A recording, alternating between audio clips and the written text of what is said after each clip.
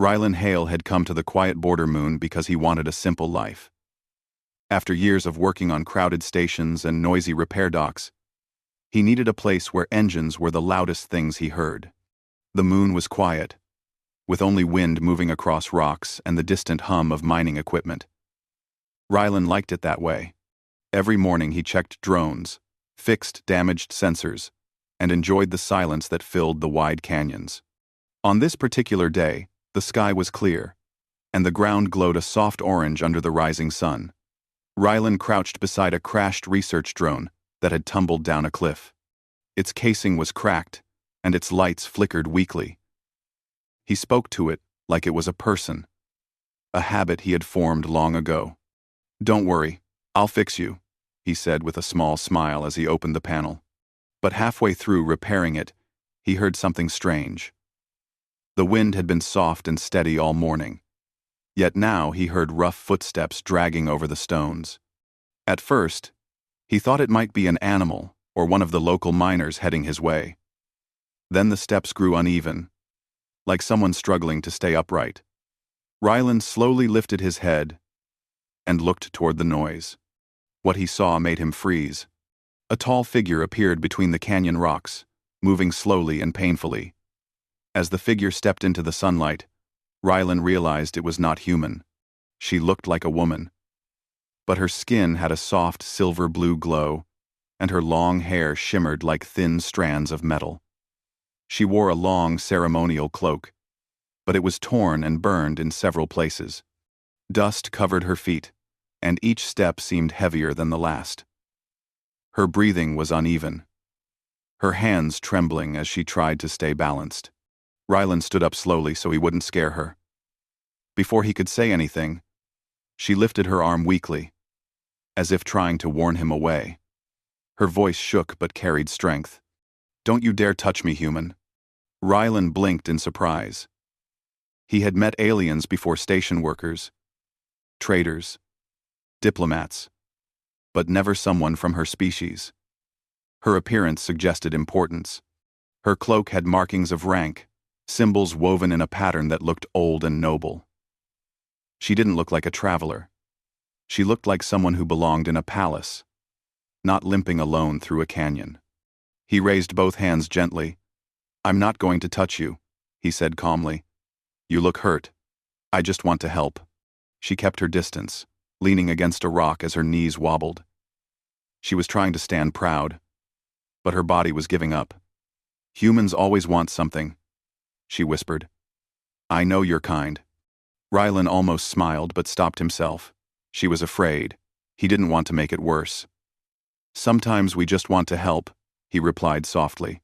"My name is Rylan. I live here. You're safe." Her eyes narrowed as if she didn't believe a single word. She tried to take a step forward but stumbled. Rylan instinctively moved toward her, but she held out her hand again, warning him. "Stay away." He stopped immediately. "Okay," he said quietly. "I'll stay here. But you're not going to make it far, if you can barely walk." She didn't answer, but her breathing grew heavier. Sweat formed on her silver-blue skin.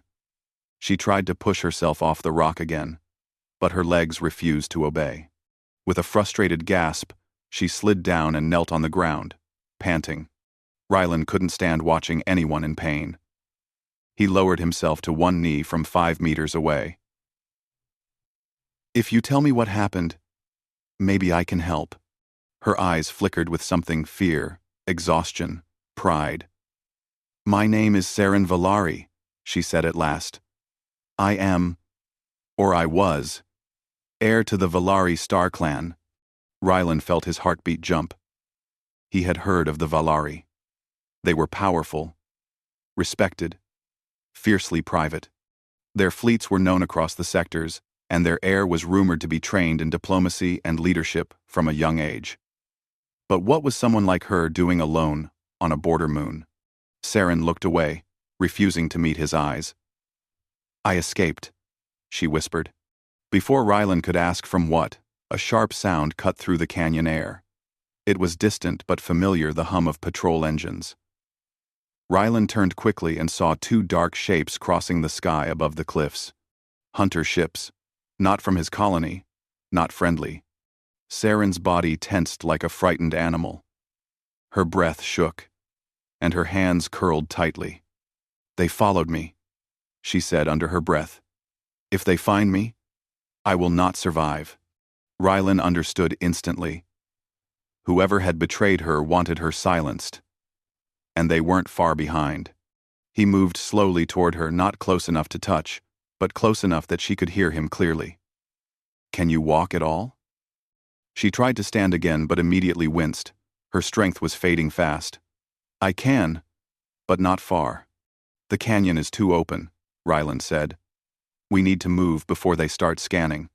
Saren forced herself upright, her legs shaking under her own weight. She staggered forward, nearly falling, but she pushed herself onward. "Do not touch me," she repeated, though her voice had softened. It wasn't anger anymore. It was fear, mixed with wounded pride. Rylan nodded.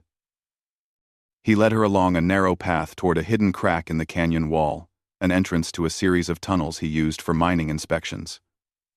The passage was dark and tight, but it offered safety. Saren hesitated at the entrance, staring into the darkness as if unsure she could handle it. Rylan understood. She was raised in bright palaces, not underground caves, but the hunter ships grew louder behind them. Saren took a breath and stepped forward, leaning lightly on the wall as she walked. Rylan stayed in front, speaking softly so she could follow his voice. "Careful here. Watch your step. There's a drop on the right." She listened closely, trusting him a little more each second. The deeper they went, the colder the air became. Rylan activated a small light on his wrist so she could see the ground. Saren's face was pale, her lips pressed tightly as she tried not to show weakness. She was trembling, not from fear alone but from pain and exhaustion. He wanted to offer his arm, but he knew she would reject it. Instead, he slowed his pace so she didn't have to rush. The hum of engines outside slowly faded, meaning the ships had flown past the canyon, at least for now. After several minutes, Saren whispered, "Why? Why are you helping me? You do not even know me." Rylan looked back at her. She was trying to stand tall, but her body had reached its limit. He could see the misery in her eyes. "You needed help. That's enough for me." She stared at him, as if trying to understand something impossible. No one in her world helped without reason. No one gave kindness without expecting power, loyalty, or advantage. Humans, she had been taught, were unpredictable and rough, but not selfless. Yet here was a human miner offering his life to protect a stranger. They continued moving through the tunnels, and Saren slowly began to speak. Her words came out tightly, as if each one carried pain. "I trusted someone I should not have. He leaked my location to the council rivals. They tried to remove me." She did not explain how, but her injuries told enough. "I escaped in a small shuttle, landed here." Her voice cracked for the first time. Rylan didn't interrupt. "I thought this moon was empty," she said softly. "I thought I could hide. But they came faster than I expected." Rylan noticed her step faltering again. She pressed her hand against the cold tunnel wall, her shoulders shaking. Her pride was strong, but even pride had limits. He spoke gently. "There's a safe place deeper inside the tunnels. My workshop. No one knows it exists." Saren closed her eyes for a moment, gathering what little strength remained. When she opened them again, she nodded. She was too tired to argue anymore. As they walked, her pace slowed until she nearly stopped. Rylan did not touch her, but he walked close enough that if she fell, he could catch her before she hit the ground. The tunnel widened, and a faint, warm light glowed at the far end. Rylan pointed ahead. "Almost there." Just then, the distant rumble of engines returned. The hunter ships were circling back, scanning the area again. Saren stiffened, fear flickering across her face. She looked at Rylan with a mixture of desperation and stubborn pride. Human, keep your distance. But don't let them catch me. Rylan nodded firmly. I won't. They reached the entrance of his hidden workshop, a warm, quiet space carved into the mountain. The moment Saren saw the light and safety inside, her body finally gave up. Her knees buckled slightly, and she caught herself on the wall. Rylan didn't touch her. Instead, he opened the door wider and stepped back. Saren took a slow, shaking breath and walked inside, each step small and heavy. The moment she crossed the threshold, her legs trembled again, but she kept moving until she found a place to sit. Outside, the hunter ships roared overhead. Inside, Saren Valari, betrayed heir of a star clan, looked at the human who saved her and whispered, exhausted and confused, Why? Why do you care? Rylan closed the door behind them, sealing it tight. Because you needed someone, he said simply. And I was here. And for the first time since her escape. Saren lowered her head, not in fear, but because someone had treated her with humanity instead of politics. Saren Valari sat quietly in Rylan's small workshop, trying to control her breathing. The room was warm, lit by soft yellow strips along the walls. Tools hung neatly on racks, and half-built machines covered the tables. To her, it looked messy and crowded, but in a strangely comforting way. A place built by real hands, not servants. A place meant for work, not politics. Rylan moved around calmly, checking old power cells and listening for engine sounds outside. He didn't speak at first. He gave Saren time to rest and gather herself. She watched him from the corner of her eye. Humans were always unpredictable. Yet, he seemed different. Gentle. Quiet. Careful. He moved as if he didn't want to alarm her. And he kept a respectful distance, just like she asked. When she finally spoke, her voice was faint. Will they find this place? Rylan shook his head. The scanners don't pick up this workshop. The rock around it blocks signals. He tapped one wall. Thick layers. Nature did me a favor. Saren nodded, though worry still clouded her eyes. She looked fragile in that moment. Her cloak was torn. Her hair was tangled from running, and her hands trembled slightly.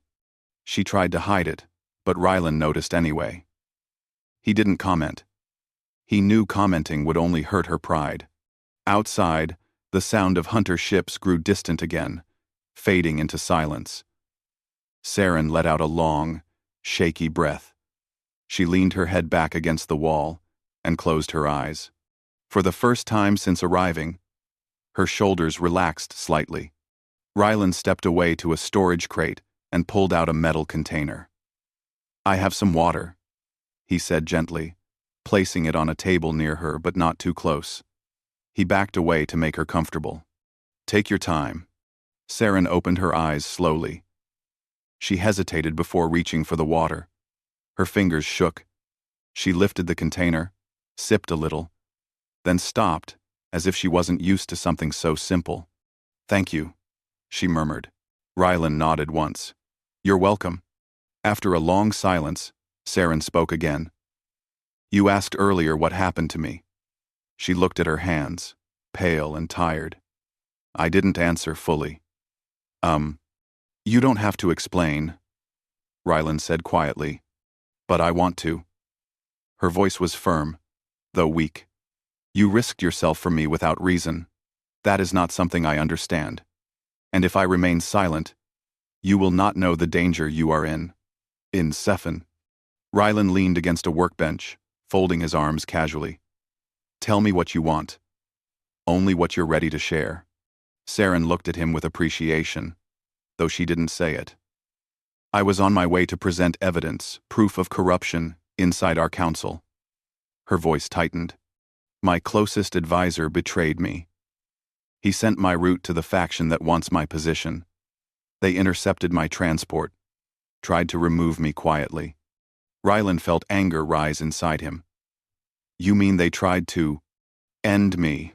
She finished softly. Yes. She took another breath. I fought my way out. Barely.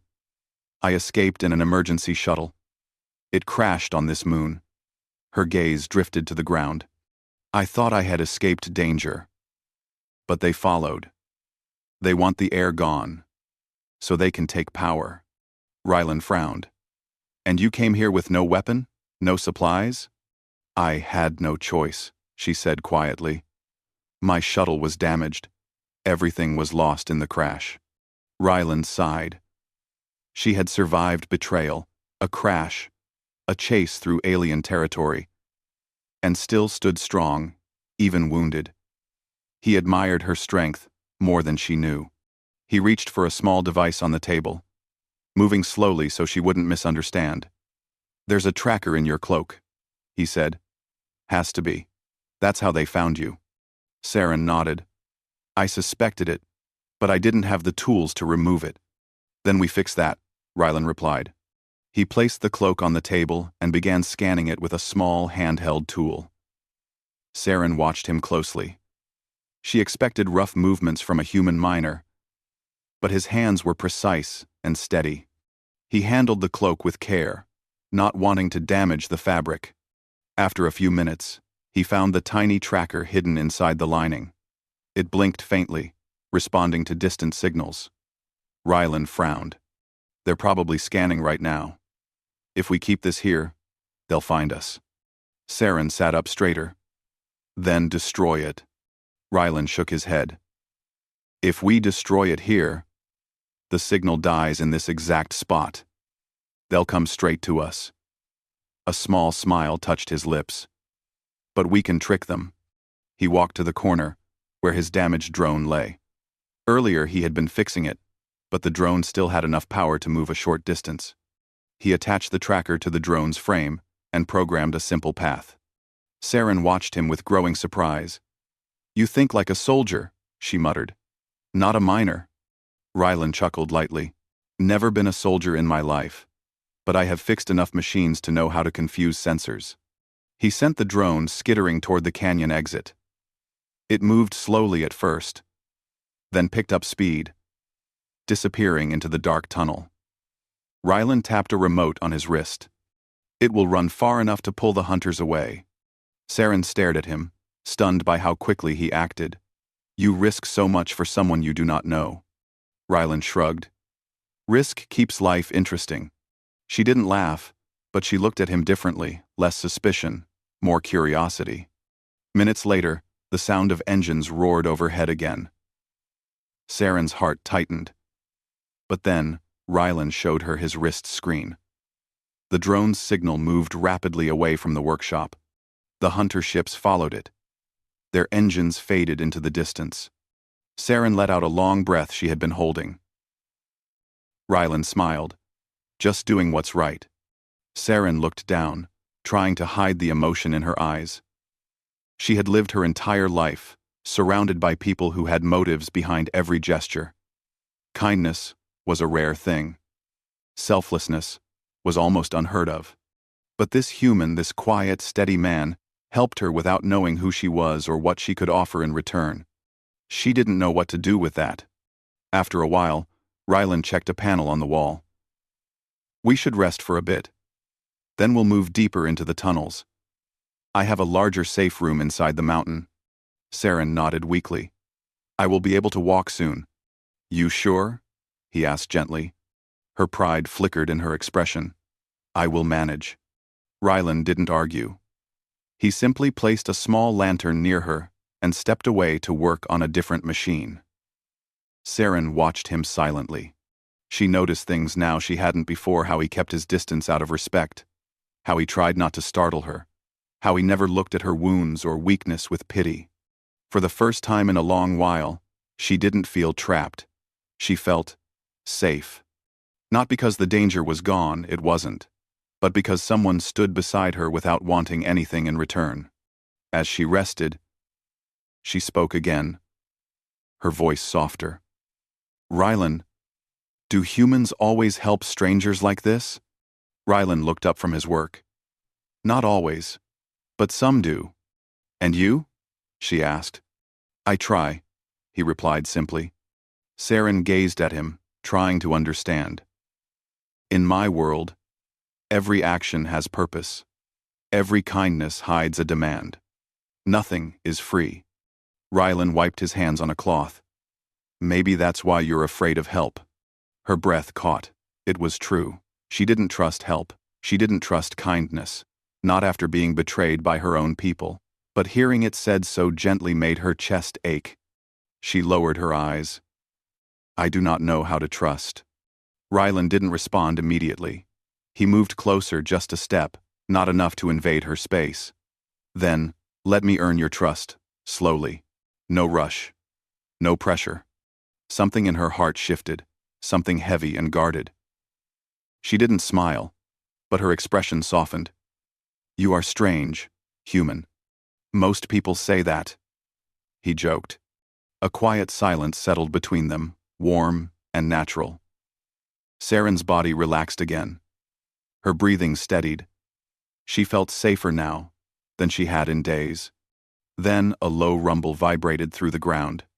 Both of them froze. Rylan checked his sensors. That's not ships. That's the canyon wall. Saren struggled to stand. What does it mean? It means my drone got caught. Rylan's voice was tight. They're blowing rocks to get through a blocked path, and explosions cause shockwaves. A distant crash echoed through the tunnels, and dust drifted from the ceiling. Saren grabbed the wall to steady herself. She looked at Rylan with concern. Will they find us? Rylan looked toward the deeper tunnels. Not if we move now. Saren inhaled sharply, forcing strength back into her tired body. Then, lead the way. Rylan nodded. Stay behind me. I'll guide you. No. No people. No people. She stepped toward him, still keeping distance, but no longer pushing him away.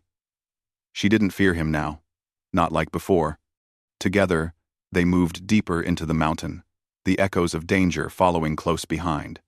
And for the first time since her betrayal, Saren Valari did not feel alone. Saren followed Rylan carefully as they moved deeper into the mountain tunnels. The air grew cooler, and faint echoes bounced off the stone walls. Rylan held a small lantern to show the way, and Saren kept her hand lightly on the wall, steadying herself when her legs weakened. Even in her injured state, she tried to walk with dignity, refusing to look fragile. But Rylan noticed every small stumble, every quiet breath that escaped her as she fought to stay strong. He didn't say anything about it. He simply slowed his pace so she wouldn't feel rushed. After walking for several minutes, the tunnel opened into a wider area. Here, the walls were carved smoother, and small lamps were fixed at intervals. Saren looked around with faint surprise. She hadn't expected such a place hidden in the middle of a lonely moon. Rylan looked back at her. This is an old inspection chamber. Miners abandoned it years ago. I fixed it up. No one knows it's here. Rylan, uncappened. Rylan. Looked back at her. Looked back at her. This is an old inspection chamber. Rylan looked back at her. Saren nodded. You seem good at staying unseen. Rylan gave a small smile. Helps when you want a quiet life. They stepped further inside. The chamber had a workbench, a small heater, and shelves filled with spare parts.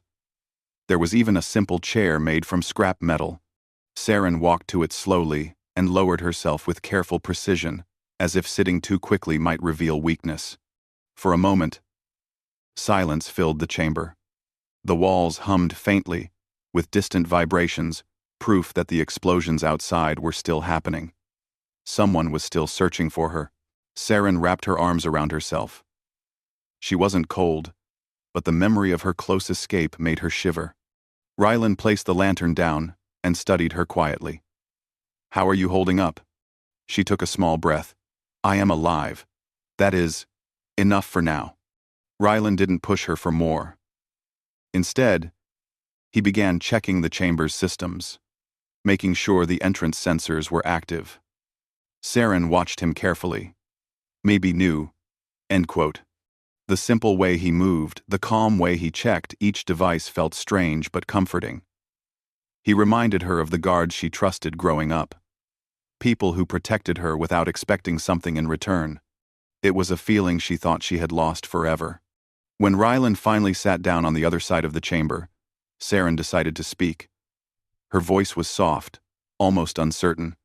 You asked me earlier why I was betrayed. Why someone from my own council would turn against me. Rylan nodded gently. Only if you want to tell me. She looked down at her hands. Her fingers traced the edge of her cloak where it had torn. I was preparing to expose corruption among my advisors. I had evidence, records, signatures, hidden transactions. My mother trusted me to reveal the truth at the next grand assembly. Her voice tightened. But someone learned about it. Someone close to me. Rylan leaned forward slightly. He did not interrupt. He pretended to support me, Saren continued. He gave me advice, comfort, and guidance. I trusted him with everything. I thought he cared for the future of our clan. Her tone darkened. But he cared only for power. He sold my location to the rival faction. They wanted to silence me before I could speak. Her hands clenched tightly. He let them attack me. He let them destroy my transport. He let them chase me like an animal. Rylan let her finish before speaking. I'm sorry, he said softly. No one deserves that. Saren closed her eyes briefly. His simple words touched something deep inside her. People in her world did not offer comfort so easily. They offered solutions, strategies, or silence, but not compassion. She opened her eyes again. When you first saw me, I thought you were like them. Someone with hidden reasons. Someone who would help me only if it gave you something in return. Rylan shook his head. Not everyone wants something. Some of us just do what feels right. Saren stared at him with confusion. That idea is strange to me. That's okay, Rylan replied. You've had a different life. Saren didn't answer, but the tension in her shoulders relaxed slightly. After a moment, Rylan stood and walked toward another set of shelves. He picked up a small device with a cracked screen. I think we can call for help, he said. But it needs repairs. Saren's eyes widened. A communications array? An old one, Rylan explained. But if I can get it running, you can send a message to someone you trust. Someone loyal. Saren hesitated. I have very few loyal people left. Even one person is enough, Rylan said. Someone who knows you. Someone who will come for you. Her throat tightened. Her mother was the only person who came to mind. But her mother was the queen protected, guarded, surrounded by enemies. A direct message might expose her. Saren shook her head. It is dangerous. So is staying here, Rylan said gently. Saren looked at the device in his hands. It was old, scratched, and fragile. But it represented hope, a small chance to reach someone who could help her. She nodded slowly. All right. Fix it. Rylan smiled lightly. I'll do my best. He set the array on the table and began removing burnt wires. Saren watched the way he worked, focused, patient, precise. His hands moved like someone who had spent their whole life repairing broken things. She wondered if he ever repaired people too, without meaning to. While he worked, Saren spoke again. Rylan, when you risked yourself to guide me through the tunnels, you did not even hesitate. Why? Rylan didn't look up. Because you needed me. You say that as if it is simple. It is, he said with a small shrug. At least for me. Saren looked away, struggling to understand such simplicity. Her world was full of people who refused to help without reward. She had been surrounded by advisors who cared more about their positions than about her. Rylan's attitude felt almost unreal.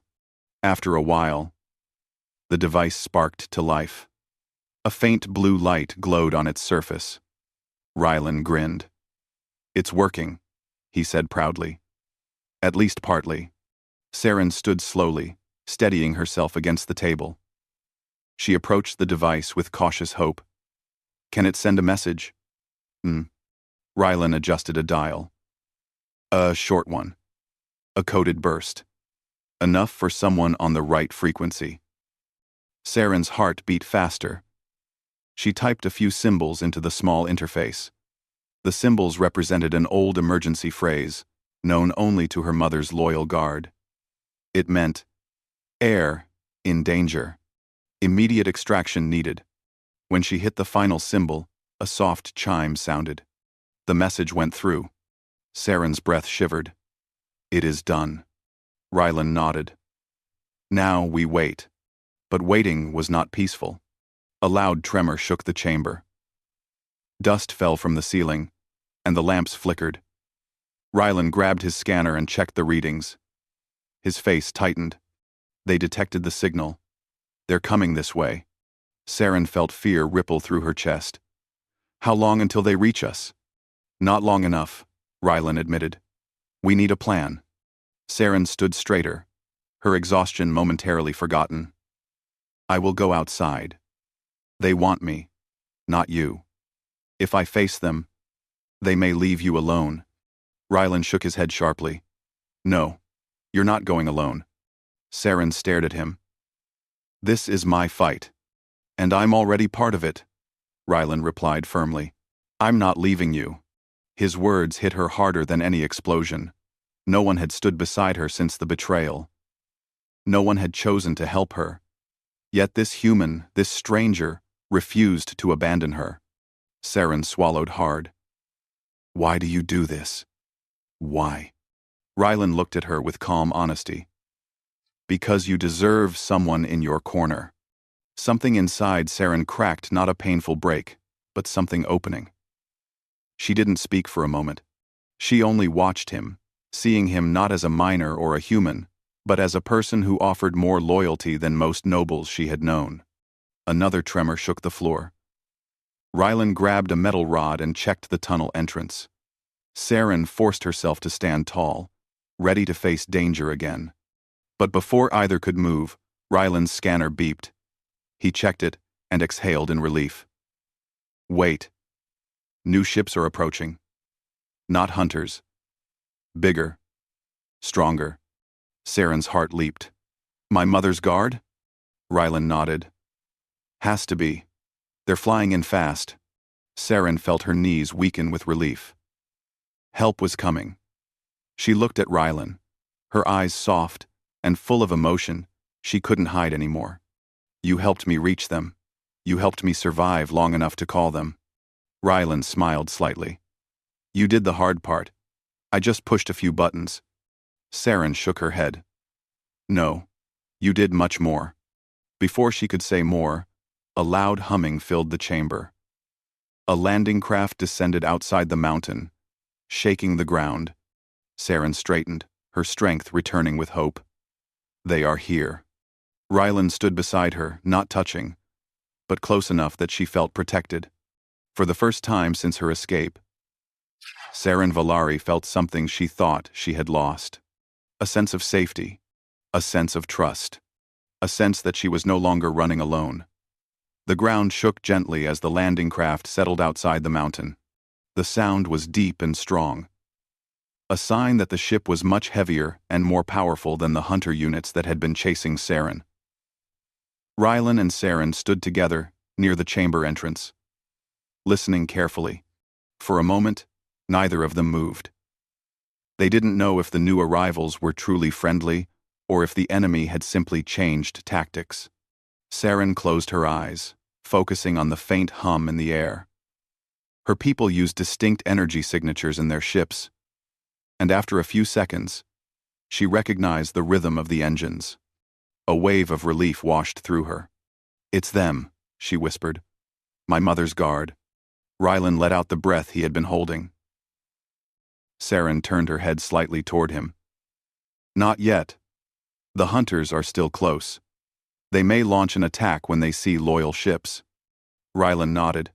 Then we need to be ready. Another tremor ran through the ground. This time, it came from the hunters maneuvering above the canyon, circling in frustration. They hadn't expected to find powerful reinforcements. The tension in the air thickened, like the calm before a storm. Saren forced her tired body to stay upright. She didn't want her mother's guards to find her slumped or helpless. Even though she was weak, she wanted to show strength. Rylan noticed this but didn't say anything. He understood that some wounds were deeper than the body wounds tied to pride, duty, and the fear of letting people down. They stepped toward the tunnel entrance carefully. Rylan checked his old scanners again. Several signatures appeared on the screen. Some were friendly. Some were not. The hunters were rising higher, preparing to attack from above.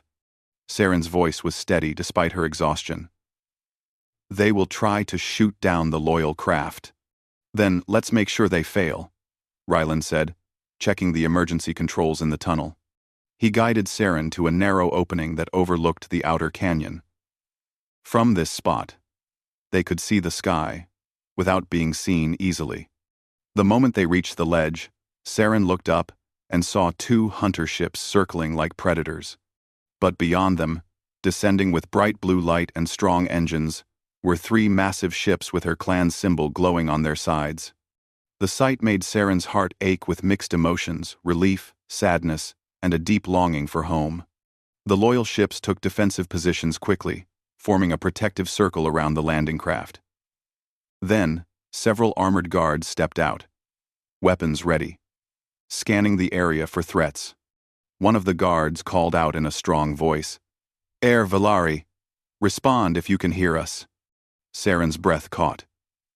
She stepped forward, leaning slightly on the stone wall for support. "I am here," she called back, her voice ringing through the canyon. The guards instantly shifted their attention toward the ledge. There was no mistaking her voice. Within seconds, they formed a protective formation and rushed toward the tunnel entrance.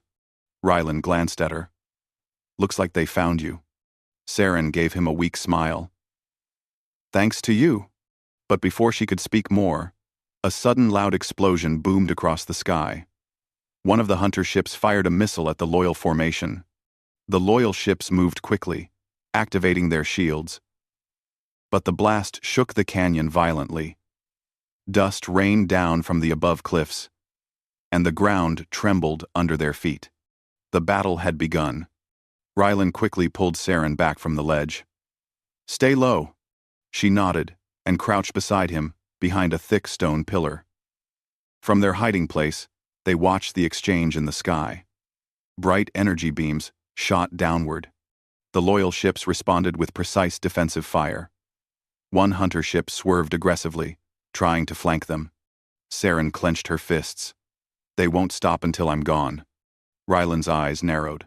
"Then we need to buy your people time." He ran to a small panel near the tunnel wall and activated a hidden mechanism. A deep rumble echoed as several old seismic charges that he had placed around the mountain long ago, used mostly to break inactive rock chambers, powered up. Saren stared at him. "You planned this?" "No," Rylan said honestly. "But I prepare for problems. Comes with living alone on a moon." He checked the charge levels. They weren't strong enough to collapse the mountain, but strong enough to create dust storms, vibrations, and confusion for enemy scanners. "If I trigger them carefully," Rylan explained, "the hunters won't see where your guards are landing. They'll waste time shooting into blind spots." Saren nodded. "Do it." Rylan hit the switches one by one. The mountain trembled again, sending clouds of dust into the air. The hunters' targeting systems flickered and misfired. One of their shots went wide, crashing harmlessly into a canyon wall far from the loyal ships. Saren watched the sky with intense focus. Her people fought bravely, their ships moving with discipline and purpose. But she could tell the hunters were determined. They were outnumbered, but they fought like desperate men, trying to complete a final mission. Another enemy missile streaked toward the landing craft, but a loyal guard ship intercepted it just in time. The explosion lit up the sky. Rylan grabbed Saren's arm gently without touching her skin, only steadying her cloak. "We have to move back. The canyon might collapse from the shockwaves." Saren nodded and allowed him to guide her deeper into the tunnel. Her steps were unsteady, but her spirit was stronger than ever. She wasn't running anymore. She was waiting for her people to reach her. Inside the chamber, they listened as the sounds of battle continued. After several minutes, the explosions grew less frequent. The sky outside grew quieter. Saren held her breath, waiting. Finally, there came a powerful hum, much stronger than before, a sign of engines descending slowly and carefully. The battle was over. Footsteps echoed in the tunnel. Heavy, disciplined steps. Saren stood as tall as she could. Rylan stood beside her, arms crossed calmly, but ready for anything. A group of armored guards appeared in the chamber entrance. Their silver helmets reflected the lantern light. When they saw Saren, they immediately fell to one knee. "Air Valari," the lead guard said. "We received your signal. Your mother ordered us to bring you home." Saren swallowed hard. "I knew she would." The guard stood and approached her carefully. "Are you hurt?" "I will recover," Saren said firmly. "But there is someone you must thank." She stepped aside, revealing Rylan. The guards looked at him with surprise. Humans rarely worked closely with the Valari, much less saved their heir. Saren spoke clearly, her voice strong despite her exhaustion. "This human protected me, guided me, helped me send the signal. Without him, I would not be standing here." Rylan shifted awkwardly. "I didn't do anything big." The lead guard shook his head respectfully. "You saved the heir. That is more than something small." Saren looked at Rylan with a softness he had not seen before. "You saved my life not once, but many times. You stood with me when I had no one." She paused. "I will not forget that." "Well, one." Rylan smiled in a quiet way. "I'm glad you're safe." Before Saren could reply, another presence filled the chamber. A taller woman entered, dressed in deep silver robes with glowing markings of authority. Her eyes were the same bright color as Saren's. Saren gasped softly. "Mother." The queen stepped forward quickly and pulled Saren into her arms. It was a gentle, relieved embrace. Saren closed her eyes and leaned into her mother's warmth. For the first time since her escape, she felt truly safe. After a long moment, the queen stepped back and looked at Rylan.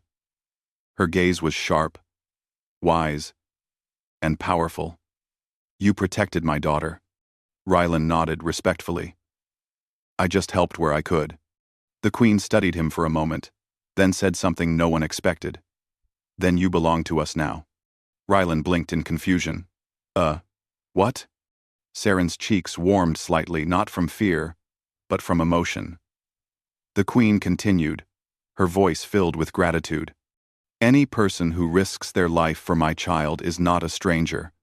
You are a friend to the Valari, a trusted one." Rylan rubbed the back of his neck. "I don't know what to say." Saren stepped closer to him, her eyes soft. "Then say you will visit us, at least once." Rylan chuckled. "I guess I can do that." Saren's smile was small but real. "Good." As the guards led them toward the landing craft, Saren walked beside Rylan. She didn't ask for distance this time. She didn't push him away. Instead, she stayed close, as if his presence still gave her strength. When they reached the ship's ramp, Saren paused and looked at him with gentle eyes. "Human, I told you not to touch me when we first met," she said softly. "But you touched something deeper. You gave me hope again." Rylan looked at her warmly. "You're stronger than you think." "And you," Saren replied quietly, "are kinder than I believed humans could be." The story ended with Saren boarding the ship. Rylan watching as she rose into the sky, a human who changed the future of a powerful star clan by simply doing what was right. And Saren Valari, once betrayed and alone, left the moon with a new truth in her heart. Sometimes the strongest shield in the galaxy was not power, or rank, or status, but the unexpected kindness of a human who refused to walk away.